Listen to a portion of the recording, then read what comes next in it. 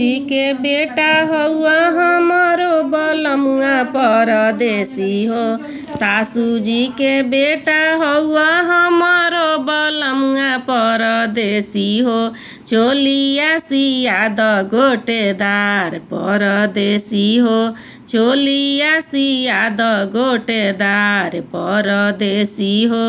चोलिया सिया द गोटेदार परदेसी हो। चोलिया पहिनी हम सुतल आंगनमा परदेसी हो। चोलिया पहिनी हम सुतल आंगनमा परदेसी हो। सासु निरेखे दहिया मोर परदेसी हो।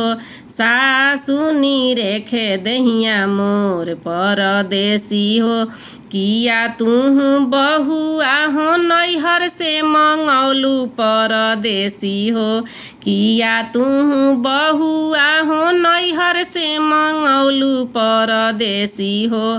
किया तोहरो दिहले यार परदेसी हो। किया तोहरो दिहले यार परदेसी हो।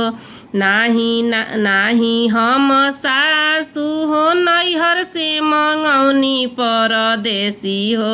नाही हम सासु हो नैहर से मंगौनी परदेसी हो। नाही हमरो दिहले यार परदेसी हो। नाही हमरो दिहले यार परदेसी हो।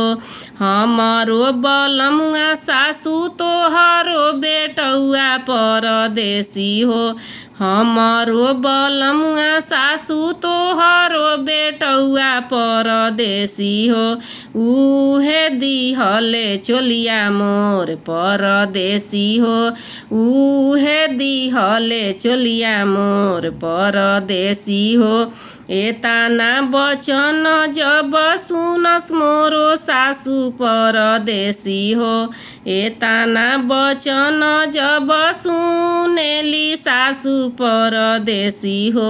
रात भर ठोकेली का पार परदेसी हो।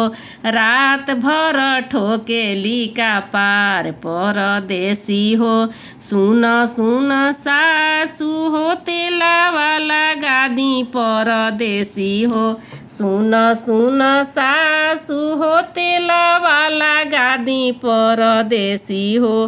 काहे तोहार बथेला का पार परदेसी हो। काहे तोहार बथेला का पार परदेसी हो। नाही हम बहुआ हो तेलावा लगाइब परदेसी हो। नाही हम बहुआ हो तेलावा लगाइब परदेसी हो।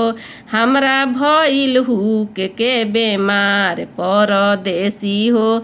हमरो बेटौआ बहुआ तोहरो बलमुआ परदेसी हो।